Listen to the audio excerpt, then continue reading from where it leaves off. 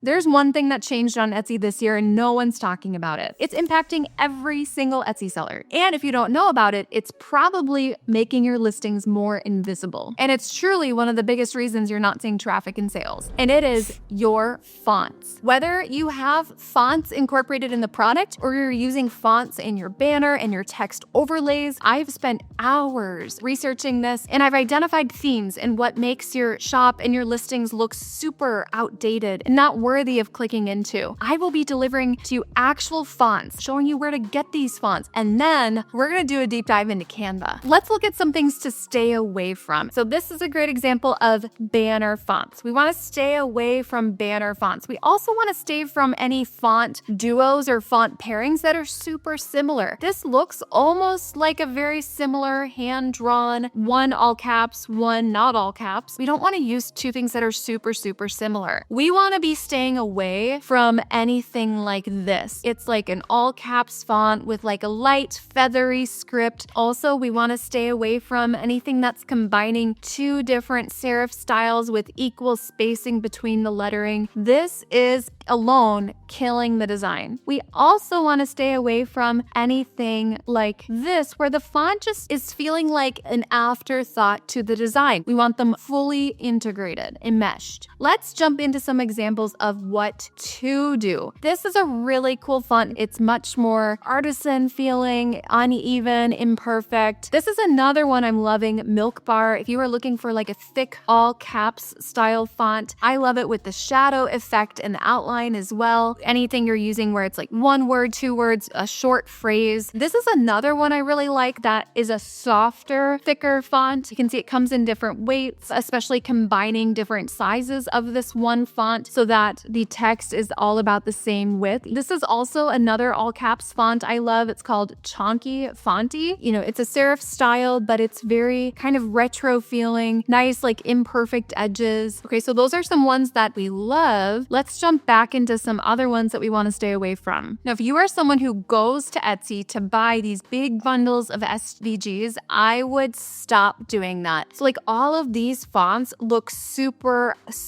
outdated, and no more little arrows pointing to a heart, also little swirls with a little heart in the middle. I would run away from all of that right now. Any welcome that's in that type of font or hello autumn, that type of font, we just want to stay away from that. Even this one, like there are much more modern retro fonts that have totally replaced the in my era groovy fonts. By the time SVG bundles get put together and get put onto Etsy, I mean, we are just so far behind. We are seeing more designs integrated into the fonts and the typography themselves, where the font is the design. Unpredictable cutouts. It is kind of going with the trend I called last spring called interrupted rounds. This here is a great example of it. This also is a good example of script and retro where really the font and the design is all woven together, doing some all caps, some not all caps. Here's another example of this where the font is really creating its own unique design. Here's another one, old school highs, where the fonts are very much like this hand-lettered style where they're meant to overlap. It's just much more visually interesting when the letter itself is its own design. Taking two fonts and putting them together where half of one word is one font and the other half is another font, right? It doesn't look like an afterthought, it looks super intentional. Here's another font that's looking really great for this year called Coax. The type of angles that we're seeing in the placement of the thinner parts being at the top left and bottom right quadrant looks great. This is a really cool font to play with where there's different proportions for each letter where it doesn't look so cookie cutter. So like for example, the A is very top heavy, thicker versus like C has like some thinness on the top left, just a little bit less predictable. Now this is a really good example where the font is part of the design. The font is woven into the full picture. We're changing the shape and the angles of different text. Can you see the difference between something like this and something like that? This is a really cool retro one. It's called Melta Bubbly Font. You can see it's a very cool groovy font with some cutouts in the lettering itself. So much more interesting than that classic groovy in my era font. Here's another one called Dillan, Dillan, and it's kind of that soft serif font, very retro, easy to read, orange squash. It's more of a vintage serif style. The R goes over the A, the Q goes under the U, the S and the H connect. It's just unpredictable, which feels very intentional. Naville is a great one. Just the unevenness of the script. It feels super organic and natural, not cookie cutter. Bungalow is another one I would recommend. This is a great font, especially if you are in the kids arena. This is a really good kid-friendly font to use if you're doing nursery or playroom. Now let's go back to some that we want to run away from. And as I'm going through this, I hope you can see in an obvious way what we want to avoid. And the text is not incorporated into the design. It's really just a graphic and then text around it, where it's kind of an afterthought. I'd also avoid anything like this, where you're putting a script style over a different font. I wouldn't do that. I also would avoid the collegiate look or the alternating serif script. I wouldn't do that anymore either. And anytime you are doing a font pairing, like we can see with this one, think about really be intentional about the size. So if something is fewer letters, it has to be larger to take up the same width that something right below it with more letters is. Anything like this as well, where it's two super thin fonts and everything's kind of the same size, but they're both outdated. Even when you're adding personalization as the text, think about how can you integrate the personalization into the design itself. We're gonna go into Canva, and just as little inspiration for this video, it says make good choices. Okay, what I meant by that was make good font choices. Let's start with some of the most popular fonts that I would recommend avoiding. Definitely never use this on anything. The only time you should ever use the Anton font is if you are hosting a garage sale. This is a super popular one as well. I would totally avoid this Brittany font. There are better options, and maybe you're thinking, I've been on Etsy for 5 years and the Brittany font does so well for me. Have you tried replacing it with something more modern, more elevated? Comic Sans should never make its way into the shop. It really shouldn't. Shorthand never should be on Etsy. It shouldn't be in your banner, shouldn't be in your text overlays. Bebas New as well, I would avoid. These are all things you don't want to offer as font options in a listing either if you're offering personalization. This Bukhari script, I would avoid that. Adlery Pro apricots, I see these used so often. I would not recommend using these anymore. Buffalo, I would avoid. Caitlin, for sure avoid. Like never, ever want to put that on a product. Yeah, I've seen a lot of people use this Hey Gotcha one. I wouldn't recommend it. I would totally avoid that. Anything that's like a curly script like that, it just will make everything look outdated. Even Beth Ellen, I think, has been overused in the last year with the increase in doodle designs. Definitely avoid that. See, it's retro, but it's cookie cutter, and that's what we're wanting to avoid. We're wanting to avoid predictable cookie cutter typography. We want more intentional with unexpected cutouts and design woven into the font itself. This one, I would avoid anything that resembles that. So we've gone through some of the most popular fonts on Canva to avoid. I want to give you a few more to start adding in. Things like this, where it's like a very intentional reversal of a letter, that is cool. This type of lettering where you're adding in like an inverse color. This one too is